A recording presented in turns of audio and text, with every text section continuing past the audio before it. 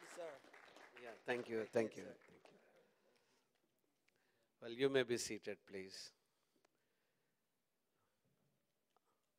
I hope you understand my English. That's good. And before I share something, I would like my wife to share. Here is my beloved wife, in whom I am well pleased. So, she's a mighty woman of God, wonderful prayer warrior. So I want she should share for some time. Then I will start preaching, sharing what God has put on my heart.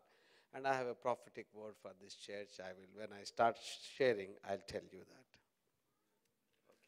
Good evening, everybody. I'm very happy to be here.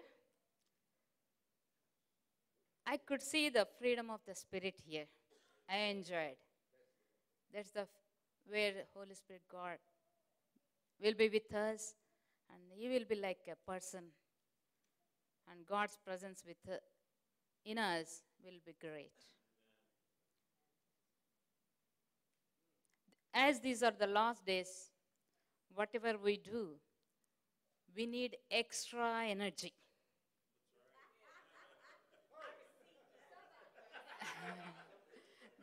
That energy comes only with the presence of God, by feeling of the Holy Spirit God. Great is the Holy Spirit God within us. 1 Peter chapter 2, 9 says, we are called.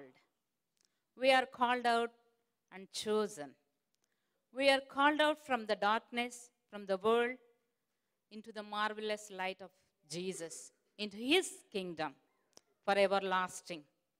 It's a guarantee. It's a great guarantee. You can enjoy the life. You can have rest in peace all the days of your life on earth and heaven. Not only that, when you are called for the nations. Psalms 2:8 says, I have chosen you, I have called you for the nations, and I'll give you the nations as your inheritance, and ends of the earth as your personal property. Everybody likes inheritance and also personal property. So this is personal property and inheritance we are going to have on earth and also for everlasting, as we are children of God. It's not that we will have only after death in heaven, but on earth also we can enjoy the rest of God. Not only that, if you see Matthew chapter 28:19, God says, because I have chosen you, go and preach gospel, make disciple in the name of Father, Son, and the Holy Spirit God. And Acts 1:8, He says, you will receive power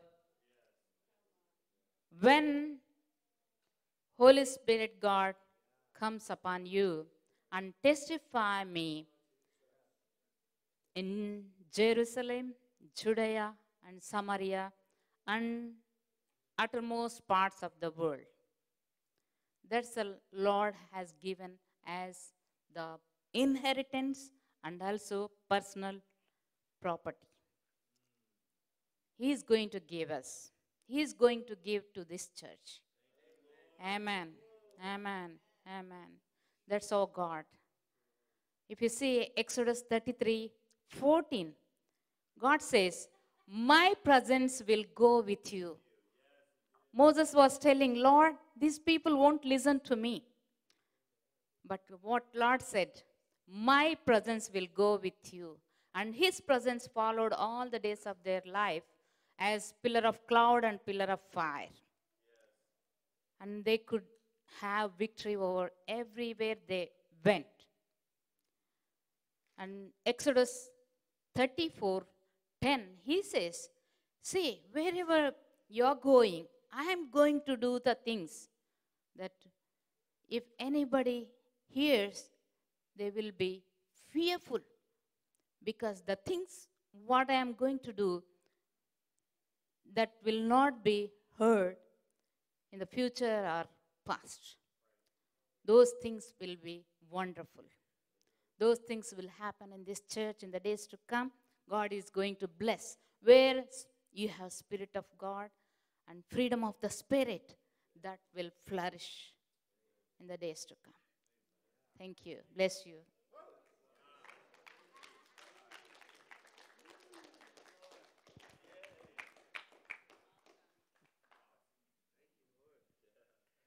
Well, praise the Lord. Hallelujah.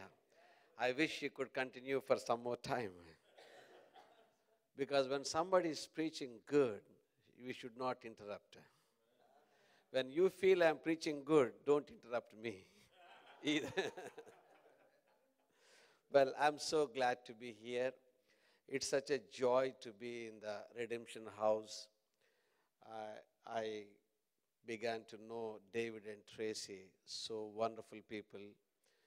And this church has a unique calling I have never seen. I have been traveling all over states because I have so many friends preaching in many places. I never ever felt that, that there should be a big church or a small church. For all, one thing matters most, the presence of God. What we could see here, the moment I came inside, when Joe was worshiping the Lord, the very first moment, the presence of God was there. That makes you feel good. Because, Lord, you are here. When the Lord is here, everything will be settled properly, beloved. So, I thank God for these wonderful people.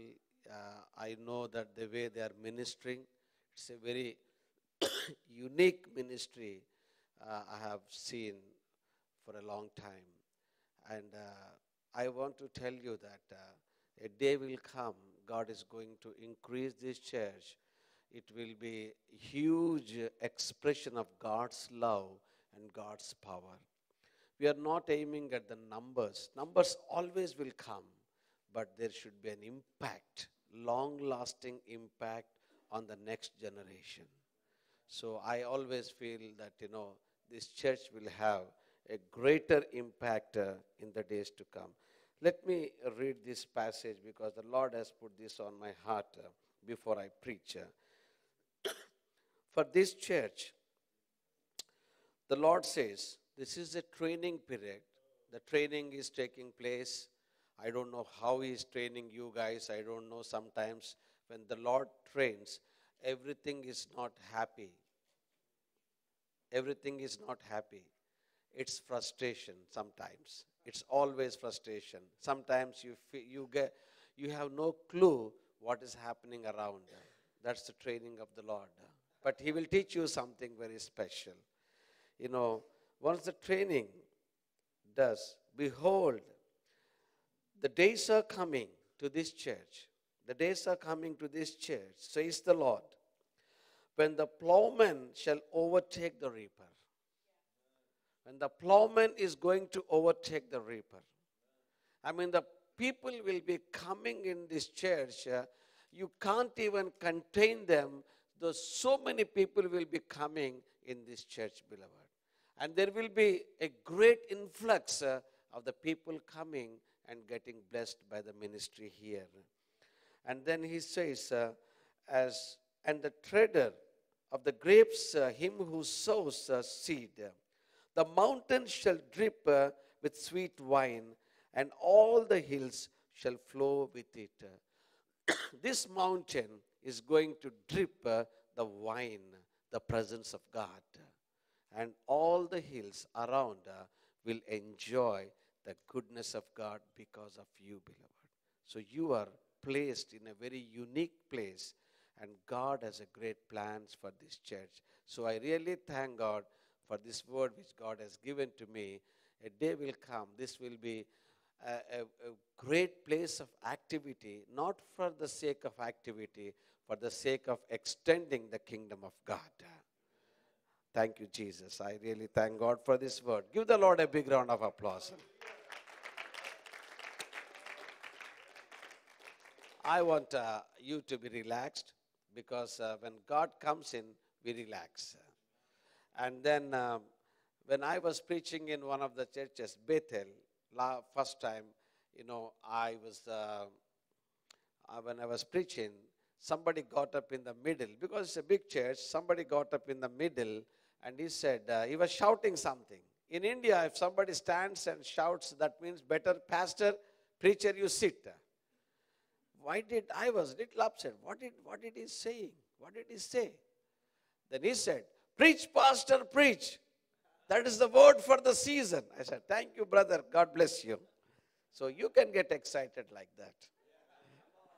And I love my preaching. I enjoy my preaching. That's one good thing I enjoy myself. When I preach, I enjoy. When I was in England, I was sitting in the congregation and there was one guy who was saying like this: if you want to keep an American happy, give him a cup of coffee. He'll be very happy. That's what they want. And then he says, if you want to keep a British guy happy, Englishman happy, give him a cup of tea. He'll be very happy. Here is Roy, my Irish brother. And and then he was one of my African brother who was sitting by my side. He said, then he was telling, the preacher was telling, if you give a mic to an African, he'll be very happy. Mic, this one. A mic. Very happy. Then this African brother was asking me, what about you Indians, brother? I said, we are cousin brothers. Because you like that, even we also like the mic. And a good preacher in India will preach for 3 hours. 3 hours. Yeah. Thank you. No, I'm not going to scare you guys. I will preach a very short message, and I'll see that you will be happy at the end of the message. And when I was preaching in England, in a Baptist church, Baptists are good people. How many Baptists are here? Oh, Baptists are good people, so I love them. So Baptists are good. If they receive Holy Spirit, nothing like it, Sound in the word and sound in the spirit. So they're good. So this Baptist pastor was asking me, hey, Pastor Mohan, you need to preach this Sunday for 17 minutes. I said, why 17 minutes? Is there anything special about 17 minutes in Bible? Nothing is written in Bible about 17 minutes. This guy said, no, in fact, you need to preach only for 15 minutes, but 2 minutes is grace. Then I said, okay. Then I told him, his name is Andy. Andy, if I can preach more than 17 minutes with the consent of the congregation, would you mind? He said, I don't mind. If you can do that, nothing like it, because our people are very time conscious. Then I said, okay. I was preaching the word. At the 16th minute, I started telling them a story. Because people love stories. Then I told them, guys, I wanted to continue the story, but the 17th minute is fast approaching. So I will do it. I will tell you the story next time when I visit you. They said, no, Pastor, you can't do that for us. Because the story is so interesting. I said, if you allow me, I can preach. Then said, please go ahead, Pastor. Tell the story to us. Then I took my time and preached. And the pastor, after the preaching, the pastor said, Pastor Mohan, you are a smart guy. Then I said, no, I'm not a smart guy. I'm a wise guy. I'm a wise guy. So I just went, the way people wanted it. So, beloved, this evening I have something to share with you, because when David and team, they have come to India, Roy, Darlene, Chris, and Joe, and Freddie, and these guys. Anybody I missed out? Crystal, yeah, Crystal, yeah, Crystal. Yeah, yeah. So plus angels. Okay, then they were really put to real weather, Indian weather, and Indian uh, driving. I mean, their faith levels have raised a lot. They were close to God, you know, and I'm telling you, their ministry was such a blessing to Zion Fellowship. Thank you, guys, and we really enjoyed every bit of their ministry, company. Such a many people will come, but let me tell you, when I come to redemption, it's really a passionate worship, and people are so passionate for God. I really thank David and Tracy for their leadership and influencing the people to be more passionate towards Lord Jesus Christ. That's the wonderful thing. And second thing is, I'm so glad to see my dear friend Joseph becoming a celebrity these days. Uh, you know, what I did when I first saw Joseph first time here. I was asking him for an autograph. Can I have an autograph with you? Because when you are a celebrity, that will enhance the kingdom influence over the people. I told him that, it is not just an accident. The Lord has planned it for us. And it's my prayer that God is going to raise many celebrities from this church, Many celebrities. How many of you? If you take it, it is yours. Hallelujah. And this church will have so many celebrities. So, we can make them to stand in line. So we can just, that's what I could see in the spirit. So we really thank God for this wonderful time. And so I have a word for this church actually. So tomorrow also I'm preaching on second service. So I might conclude the whole message in the second service. The word is like, in Bible, you see in the creation, the Lord said, let there be light, and there was light. You can see that happening. You can see that. One word of God can change things. Even tonight, I always say, when I come here, I was praying, Lord, my sermon could be 30 minutes or 40 minutes, but I don't want everybody to memorize all my message. One word, if you pick up, that can change your destiny. One word can change your destiny. You pick up that word, and that word will change your destiny. I just want to encourage you, beloved. And second thing, I don't know whether you might pick up my English, Indian English or not, but I pray that, I say, Lord, I make sounds, you make sense to them. I make some sounds, but you make sense to them. Because Holy Spirit God is going to minister to us. That's what I want to tell you this evening, beloved. And there were 10 passages almost as such. They were written twice in the Bible. Twice, 2 times, And the most significant which caught my attention is Psalm 108. The passage from 7 to 9, the same thing is written in Psalm 60 from 6 to 8. I mean, I was thinking, Lord, why a psalm of David can be written twice? Because once it is written, that is enough. Because this is the word of God. So then I was meditating. The word goes like this. When the Lord spoke in his holiness, I will rejoice.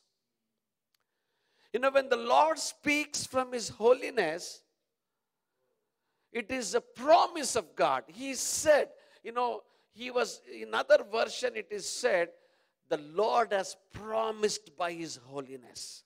Because when he says that word, it is very powerful, beloved. It is not just Lord is speaking to us, the Lord is speaking into us.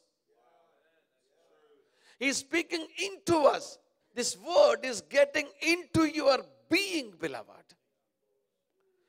For example, if you have a pill, if you are sick of cold or cough or whatever, you take a pill. You know pill, what is pill? Pill, oh yeah, pill.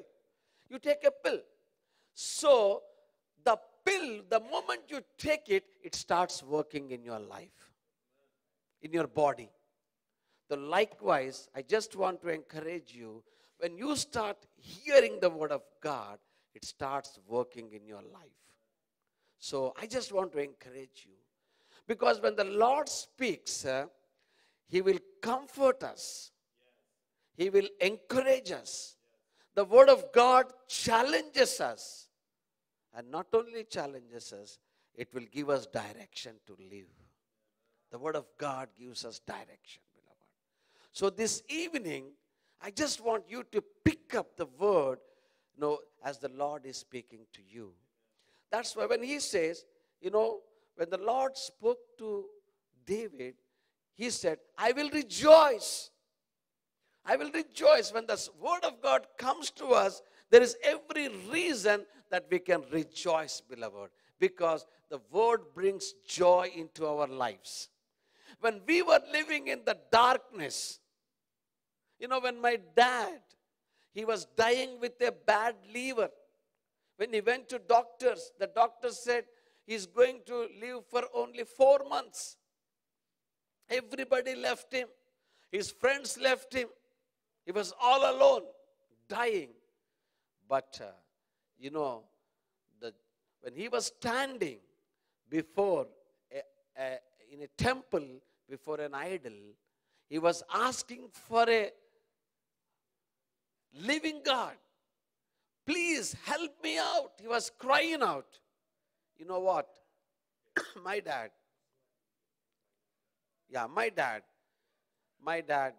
So you know what happened? Lord Jesus, he said, there was a voice he heard. Do you know whom you are worshiping? My dad turned back and asked, who are you? Then Jesus said, I am Jesus Christ of Nazareth. I am the living God. You are worshiping a dead idols. If you believe in me, I will heal you. I will save you. Because my dad desperately wants to be healed. I will heal you. I will save you. I will use you in my ministry. Hallelujah. He was absolutely written off by the world. His friends left him. He was dying. 8 children. And he thought it is over in his life. But today I want to tell you, encourage some of you, beloved. You might be thinking it is all over. The Lord Jesus says it is a new beginning for you. Because I want to make your life a blessing to people. He will make you a new beginning in your life, beloved. That is Lord Jesus Christ. And that's why you rejoice in God. Never ever allow your joy to be robbed by the devil. If you are crying in this hall, the devil outside will be enjoying. If you are happy, the devil outside will be crying. I never ever want the devil to be happy. I want the devil should cry all the time. What do I do now? If I want to make the devil cry, what do I do now? Rejoice. In his presence, there is fullness of joy. There is no room for cry. Fullness of joy. In the beginning, in India, people, they don't dance. They just stand like when they worship. But in Zion Fellowship, our people jump and dance. In the initial stages, people used to say, "Where are you going?" "We are going to Zion Fellowship." You know what they say? "Oh, Zion Fellowship, that disco church?" They used to call us disco church. Then we say, that time it was a disco, now we are a heavy metal church. Hallelujah. We are holy heavy metal for Jesus Christ. Hallelujah. Never allow the devil to be joyful, beloved. That's why the joy of the Lord is your strength. And I say that's why the joy is our birthright. It's not that everything is good with you. Things might be adverse, but never lose the joy of the Lord. Because it doesn't come from any other things here. It straight away comes from the heaven. It rests on your life. In spite of adverse situations, in spite of afflictions, in spite of everything, the joy will remain on your life, beloved. That's why I want to enjoy myself in God. Let me tell you a story. You are happy? No, I know my time is not running. Still I have some more time, but let me tell you a story. Because I'm talking about joy. When first I came to this nation, young people came to me and said, "Pastor Mohan, you need to learn some American words, accent words, so that you can flow with the people." I said, "I know my English is Indian English. Of course, the same language will be spoken in heaven, so better you learn Indian accent also. Better you learn it." Okay. Then otherwise you will be out of place. You will have the coaching classes there. So these people, these young guys, they were teaching me some English lessons. I said, "Okay, please teach me some." They said, "If something is good, you say it is good. Don't say it is good. You can say it is over the top." Over the top. I said, "Oh, that's a good word." So from now onwards, if something is good, "Pastor David, you have done wonderfully. It's over the top." Today's Thai food is over the top. Great one. So then they said, when somebody says something, "What's up?" What's up? Then you should say, "I'm chilling." I'm chilling. Then I said, they taught me a few of those words. I was just moving around. One sister, she was asking, "Hey, Pastor Babu, what's up?" I just said, "I'm chilling with these guys." And she just opened her eyes bright and, "What is this?" "Chilling." "Yeah, I'm chilling with them." Then I coined a word. If you accept Jesus as the Lord of your life, you can chill in Christ for a lifetime. Chilling in Christ for a lifetime. Not only this life, even in eternity you can chill in Christ. Hallelujah. So the joy of the Lord is my strength. And that's how we as a church should be a place of joy. What you have, you can give. What you don't have, you cannot give. So you need to have something to give to this world. The world is looking at us, beloved. So we as a people of God should always make a decision. I want to be joyful and I want to give the joy to this world by proclaiming Jesus Christ, who is the King of peace and is the King of joy. And then he says, this passage, I really enjoy this passage. Then the Lord has spoken in his holiness, I rejoice. Then he says, I will divide Shechem. What do you mean by Shechem? It's a place. I will divide Shechem. You know Shechem? Shechem. Okay, whatever. Yeah, I said it right. Oh, thank you, my brother. You are very kind to me.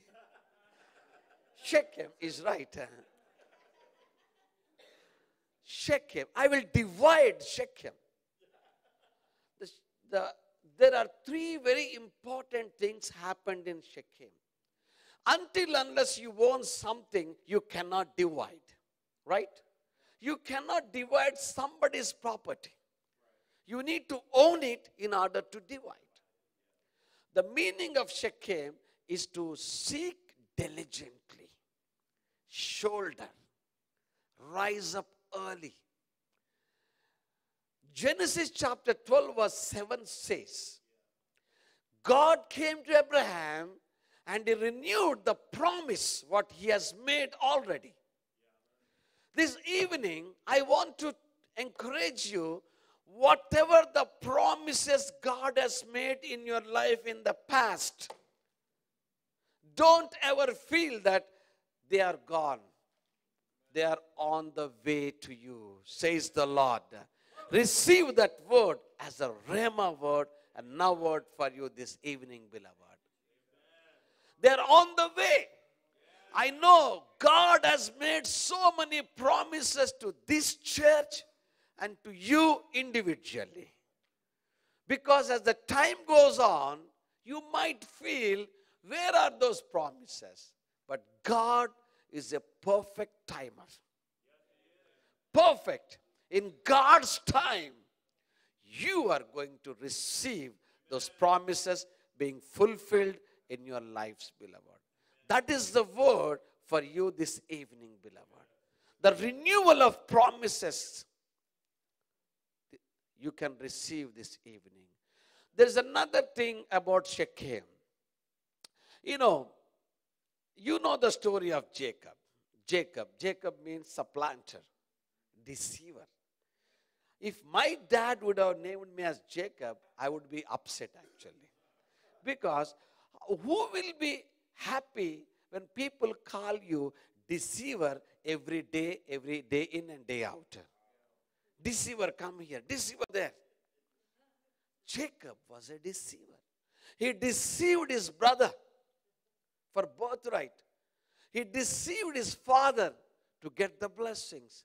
He wanted to deceive his father-in-law, but he found a great match in him because he deceived in turn him. He made him to taste his own medicine. Jacob was deceived. And then he was coming back. He has to meet his brother Esau. He was scared for his life. So he was all alone. One man came and started wrestling with him all through the night. When the day was breaking out, this man said, "Leave me, I have to go." But Jacob said, "I will not leave you until you bless me." Then the Lord asked him a question. "What is your name? What is your name?" I wondered, why did God ask Jacob's name? Because God is an all-knowing God. He knows everything.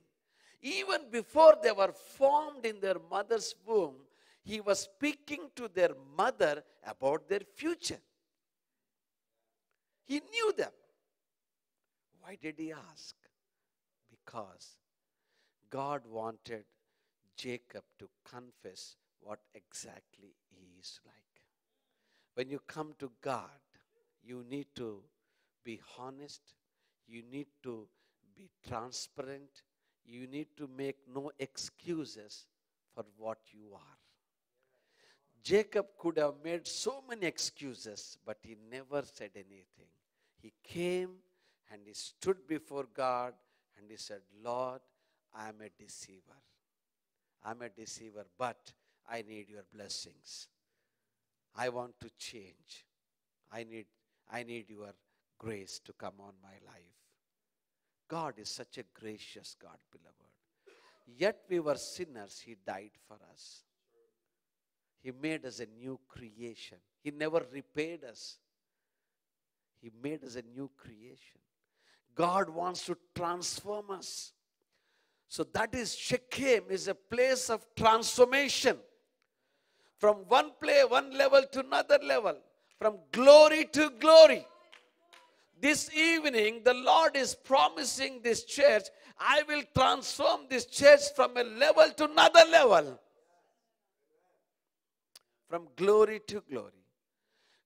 The Lord's promise is, I will transform you from glory to glory. It's a place of a transformation, beloved, if you are willing. And then, third thing I want to share is about Shechem, concerning the bones of Joseph. In Genesis chapter 50, verse 25, it is said, Joseph, when he was dying, he was talking. He commanded those people, said, don't bury me here. Bury my bones in the promised land. You know, how could he say that? Still he was under bondage. But there is a faith. He knew his God. He knew that there will be a day which is going to come in their lives. A day of redemption. A day of deliverance. God is going to send somebody to deliver them. And they are going to go out of the bondage. Tonight, I want to assure you, beloved, have faith in God. God is going to deliver you from whatever bondages you are in right now. There is going to be a time the Lord will take you out of your place and take you to the promised land. The land where there is milk and honey that flows. A land there is prosperity is there. That is the promise of God. Don't think that a guy who has come from India preaching, this is not an Indian preaching, this is a kingdom preaching. Hallelujah. This is the word of God to this church and to individually. And Joseph said, not only that, he said, I was thinking why Joseph said about his bones. You know why? There is a biblical imagination. You can imagine. When Jesus comes to this world, He will come to this world. He will die on the cross of Calvary for our sins. And then He will be buried. On third day, He is going to rise up.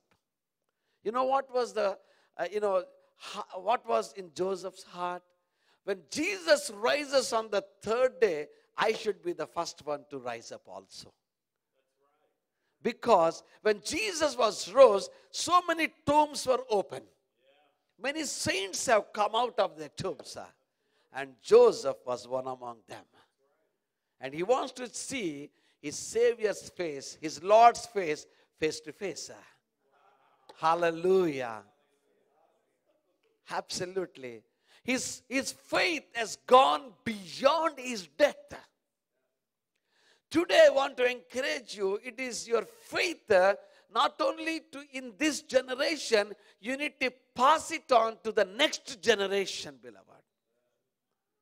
People see your faith. People see your life. People see your passion. They follow you even in the next generation, beloved. That is Shechem, what we can see. And then I want to tell you another thing he says. He makes a statement, The statement, one thing let me tell you. If you make a statement in God, it is a confident statement. If you make a statement without God, it is an arrogant statement, It's an arrogant. Without God is an arrogant statement. With God is a confident statement. I make this statement, Take my bones into promised land. People might have thought Joseph has gone mad. No, it's a confident statement, beloved. Because faith and fear exactly opposite. Either you should be a people of faith or you are people of fear. That's all. Because fear paralyzes your faith. If you have fear about your future, if you have fear about your children, that fear will come onto your life in such a way that will make you always be fearful. Once you started fearful, your life, the faith will become paralyzed. I don't want that you should live with a life of fear, but full of faith in the name of Jesus. Because the Word of God says, when God speaks, faith comes by hearing the Word of God. Romans 10:17 says. Let me tell you one story, what happened when I was personally, affected by fear. The fear is like, what happened is, we went to Bhutan, a country above India. The place where if you are caught while preaching the gospel in that country, in that nation, you will be put in jail almost for a lifetime. That is you will be beaten while you are being beaten. If you are dead, they will throw you into the river. That's all. That is how dangerous. So when I was going with my friend, a Canadian friend, so my friend, his name is Ron McLean, he was talking to Rani. He said, jokingly, joke. Joke means if I make a joke, you should laugh. That is called joke. So, he was talking, it's a good training. And he was talking to my wife, he said, Rani, if we are caught while preaching there, you will see your husband with a long gray beard coming like this.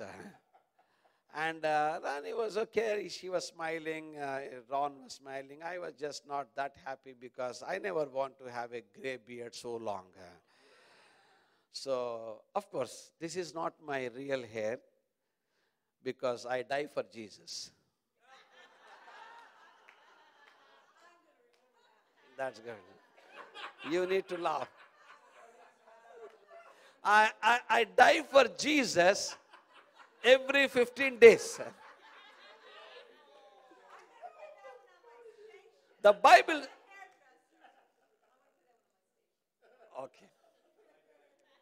Help me, sister, next Monday to die.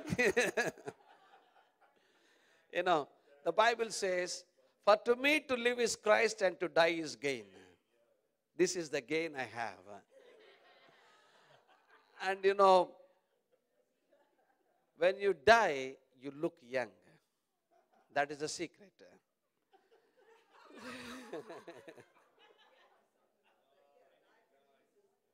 Okay.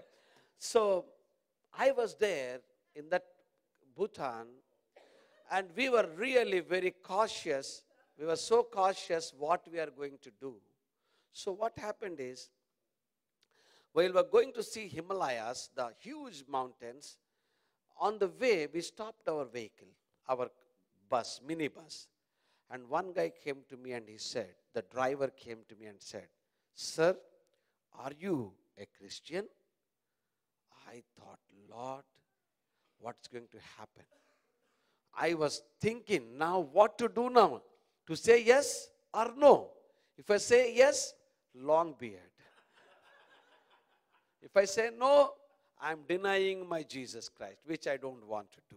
I'm in a fix now because the fear will make you to take a different decisions, will take you out of God.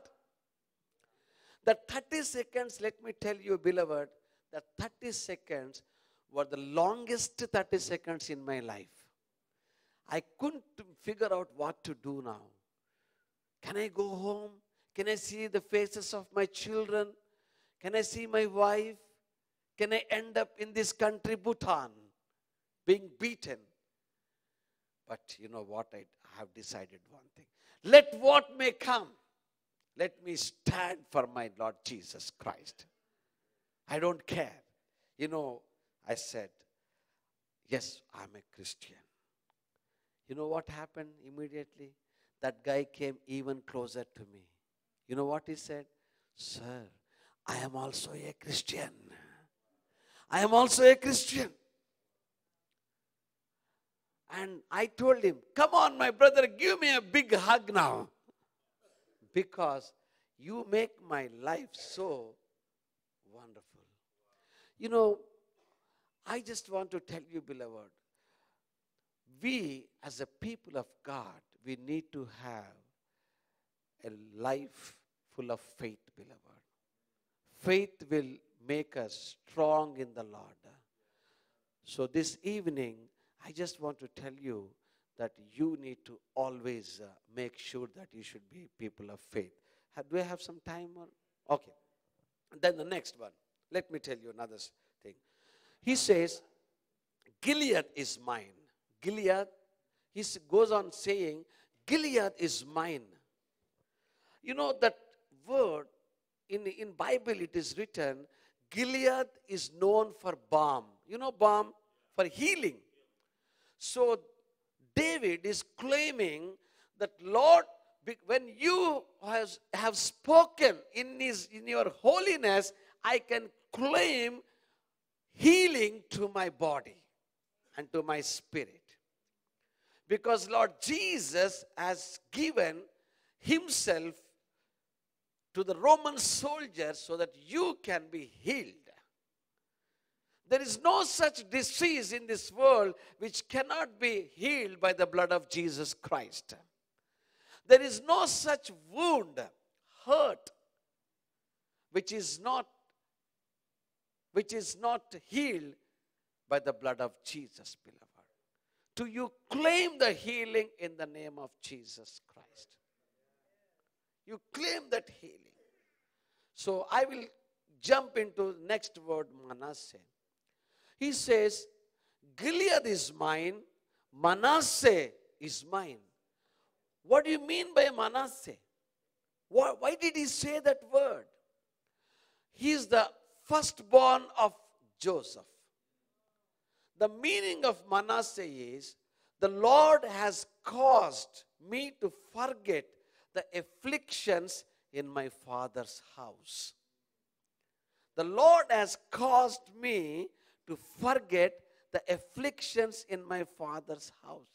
He's claiming, because you spoke to me, Lord, I can forget the afflictions because you are going to take away those afflictions. Today, I want to encourage you, beloved. He is the one who can take the afflictions from your life. If you try to take them out, they will go and come back.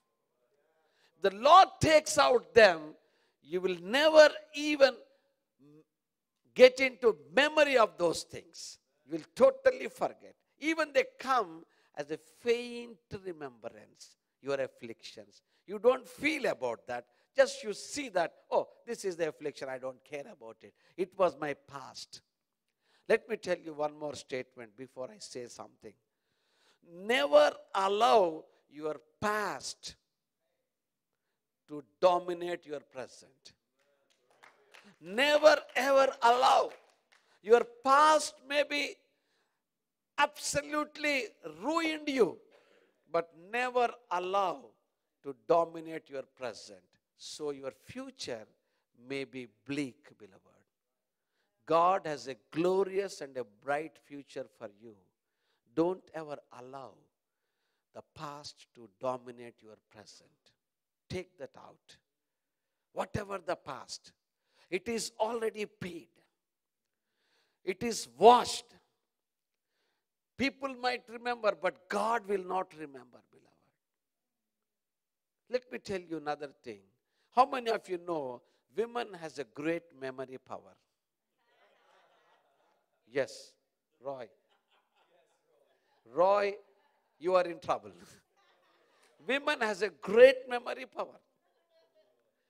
If women are being made the historians, if women are being made historians, you know what is history? If they start writing history, it will be more accurate. Absolutely accurate because of their memory power. They will not only give you the years, they will give you the days and even the hour also. Amen. Suppose if your wife sometimes wants to talk to you, she can give you the details even with the hour and what is that you are wearing on the day. She might say, on so and so day, 10 years back, this poor guy doesn't even have a clue about it. 10 years back, what has happened? And she says, not only 10 years back, on that evening at 5 o'clock, this guy is totally gone blank. Not only at 5 o'clock, that time you are wearing a blue suit. He's gone. Totally he surrender himself, whatever you say. Then she says, you have promised me to give a good necklace. So far you have not done it. That's how the memory, beloved. And not only that, women are multitasking. How many of you know that women are good at multitasking? Men are, all the women, why don't you clap hands for that good statement? Give. Women are multitasking. Men are single tasking. If they drive, they only focus on driving, not what his wife says. If it is good, he might listen for some time. If it is not good, he will say, honey, please let me concentrate on my driving. Can you please stop talking to me? Because single task, not multitasking. This evening, I just want you to take out your past. The Lord is going to deliver you from that, beloved. Because the hurts, let me tell you, the past hurts always crops up in your life. Always. And sometimes, you know what happens? You will always enjoy sometimes because of the sympathies you get out of it. Sometimes sympathies, the hurt, you keep up that hurt and you cultivate that hurt and you water into that hurt. Let me tell you my story, because my story will be always good. Let me tell you. I was in India, we play cricket. How many of you know cricket? A game. Wonderful game, not like American football. I don't know why people say football and they play with hands. You say football, but you play with hands, right? But this game, cricket, let me tell you, that game is being played in heaven. Better you learn now, otherwise you will be out of place. I was playing cricket. I was badly hurt my finger. When I went to doctor, he said, you cannot take up a journey because it's almost like hairline fracture like.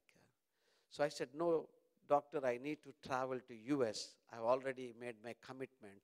Then he said, okay, I will put a big bandage on you. So he put a big bandage on me. And I was feeling very bad about it because you as a gentleman, you just can't have a, like, wounded soldier, like, keeping. I kept it inside. I don't want to. I was standing in the queue for my check-in. While I was standing, something strange happened. You know what?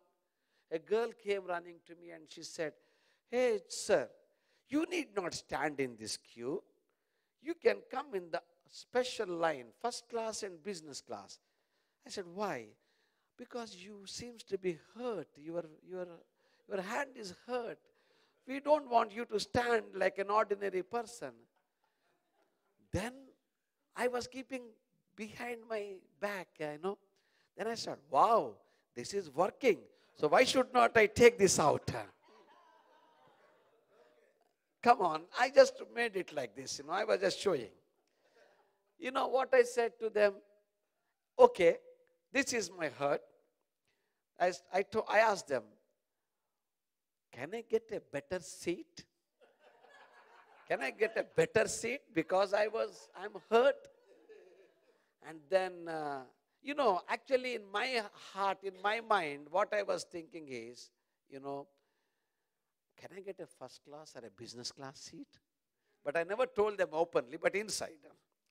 Then they said, we will give you the best of the seats, sir. Don't worry. They gave me the best of the seat. All the air hostess, they were coming to me and serving me. They made me very special. Everybody comes and says, oh, sir, how this has happened, sir? Oh, sorry, sir. It was like a soothing thing for me. I started using, I was getting used to these sympathies, like, I was enjoying, oh, this is good. This is really working out well for me now.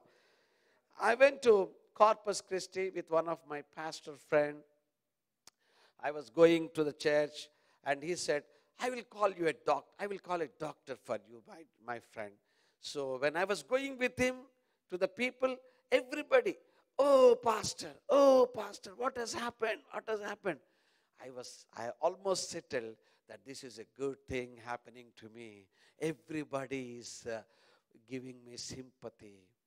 And then the doctor came and said, Pastor Babu, you cannot keep the bandage like this. Otherwise, it won't get healed. Take that bandage out. I said, okay, he cleansed it, everything. Next Sunday morning, there were 2 services. First service, I preached. And, when I was getting down from the pulpit, one girl came and he said, Pastor, that was a great word. She took my hand and crack. I was almost has gone to hell, actually. Almost gone to hell. And, I said, but I never shouted because I'm a man. If a girl gives me shake hand, why would I shout and scream? I can't do that. I'm a man. But the pain is such. Then I went to the pastor friend and said, sir, I need a big bandage now. I'm missing my sympathies. I'm getting hurt again. I need something. Second preaching, when I was about to preach, the Lord spoke to me. You know what he said? You cannot live with this hurt for a lifetime.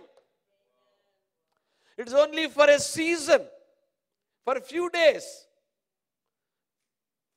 You cannot take your hurts to your grave. You have to leave it because somebody has paid for all those hurts, beloved. And is able and is capable to take out, pluck out that hurt from your heart. It will never come again to you. This is the day, this is the evening, this is the God's appointed time. Come to God and say that, I don't want to live in that sympathy. Because God never made us, victims, beloved. God has made us victors. He made us victors. Tonight, you are a victorious person. Tonight is your night for victory, beloved. You claim that. Lord, I want to be victorious. I cannot live in any given time as a victim, because you conquered the world and I am more than a conqueror. Hallelujah. And tonight I will stop here, but Sunday afternoon I'll complete the whole message. So I'll speak on prosperity. I'll speak on some of these things because I want the whole church to hear this message, beloved. So can we stand in His presence? Oh, Shikiraba Sandaraba Labarabasya. I could sense the tremendous presence of God here. God's presence is here, beloved. When the Lord spoke in His holiness, the Lord spoke in His holiness, I will rejoice, says the psalmist. He went on, says, I will divide Shechem. I will take the promises of God. I know they are on the way coming into my life. They are come to pass. Tonight, the promises are being renewed. Tonight, there is a transformation in your life taking place. God is going to elevate you from where you are into next level of your spiritual life. Next level of your anointing. Next level of your authority. Next level of a glory to glory. To make an impact on this city, this nation, beloved. And God is putting such a faith in you. It is not only for this generation. This faith will get into the next generation, beloved. People will see you as a men and women of faith, beloved.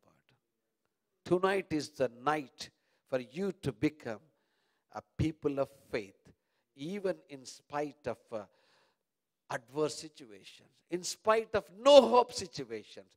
Your faith will take you to the reality, beloved. And the psalmist says, Gilead is mine. I claim healing. It is my birthright. Because Jesus, you died for me. I am not at somebody's mercy.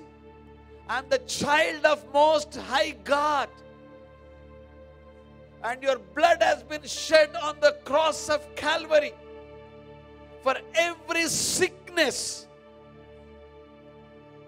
Doctors may say no, but you always say yes, my God. Thank you, Jesus. It is not only my physical healing, even my inner healing, my God. Maybe my past is dominating me, but tonight I'll put a full stop to my past. I will never allow my past to dominate me, Lord God. I claim victory over my past in the name of Jesus Christ of Nazareth. Give me that grace, Lord God. Make me victorious, Lord God.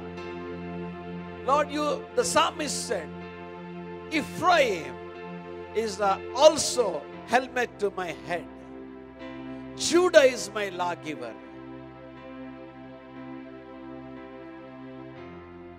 Moab is my washpot. Over Edom, I will cast my shoe. Over Philistia, I will triumph. Jesus, thank you, Lord, for this verse. Thank you, Lord, for this statement, Lord God. Thank you, Lord, for the confession, Lord God. I just want, Lord God, these precious, beloved, dear ones, will take this word into their hearts. Let this revelation through their confession manifest in their lives, my God.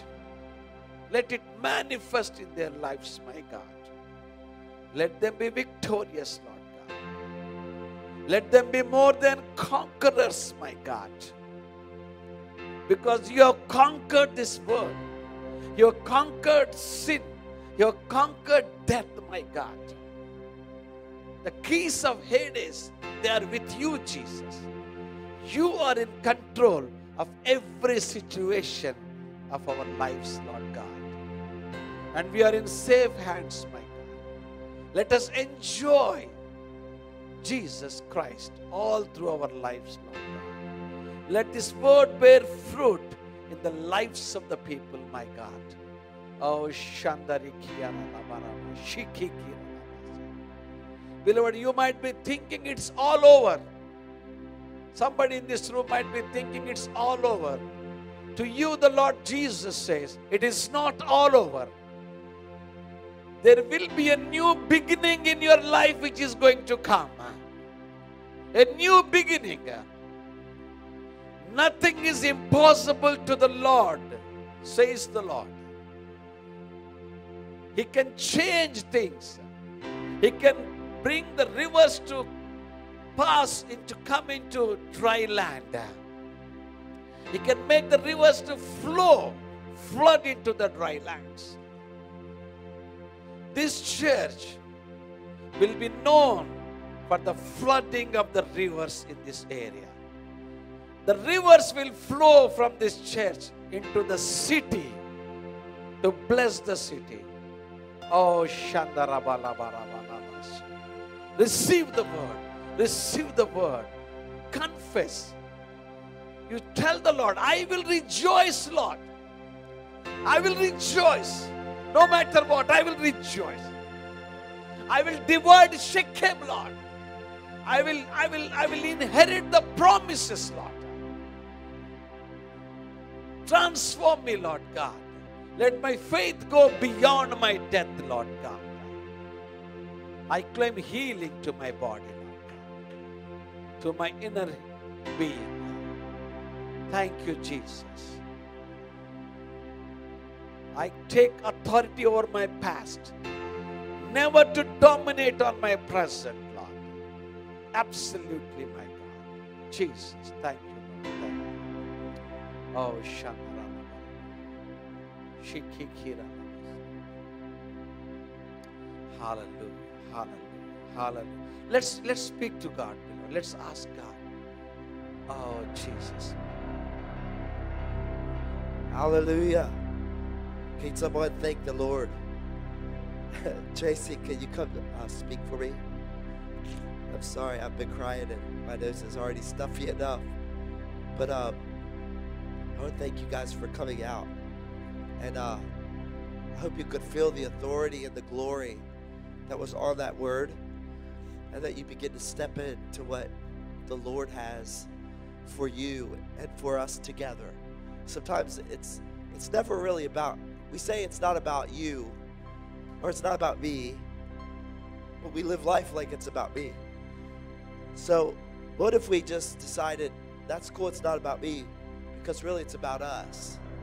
Us meaning his body, Jesus in me, the Father in me, and we just want to be able to manifest that glory, manifest his love, manifest his presence. And so many of these promises, I pray that you could get a hold of them and that you could start to see, if I could get a hold of this word from God, if I could believe God for what he wants to say in my life, if I could hope again, if I could believe God again.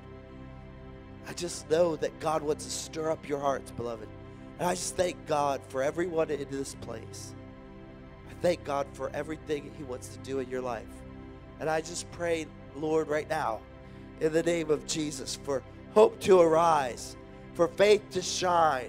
Whatever squelched that fear, Lord, we just thank you for casting out all fear with perfect love.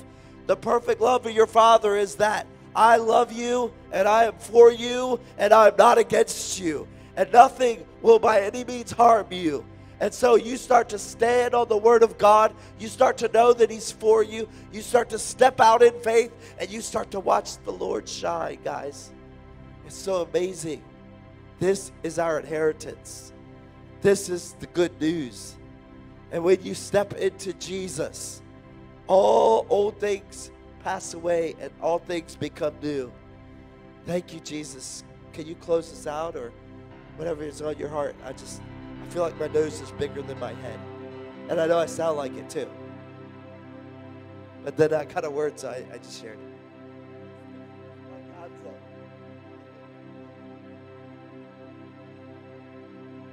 So Lord, I just want us to just remember that more is for us than is against us, Father.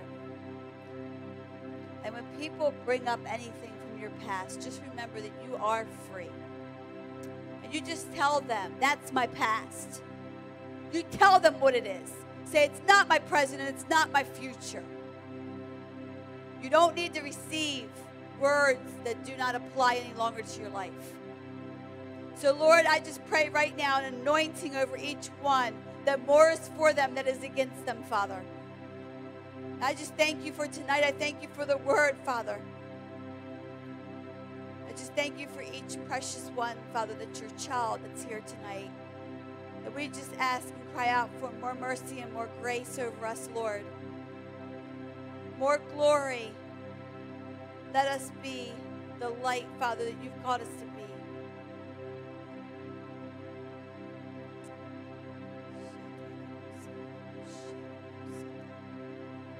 Lord, I just bless each one as we go tonight.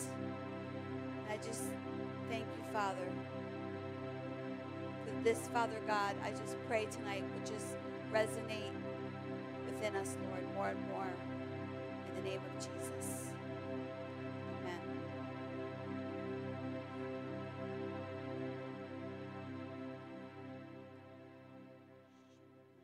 Does anybody want prayer tonight? Do you feel like you want prayer? I want to know what Holy Spirit's saying to you. If you feel like you need prayer, can you come down to the altar, please?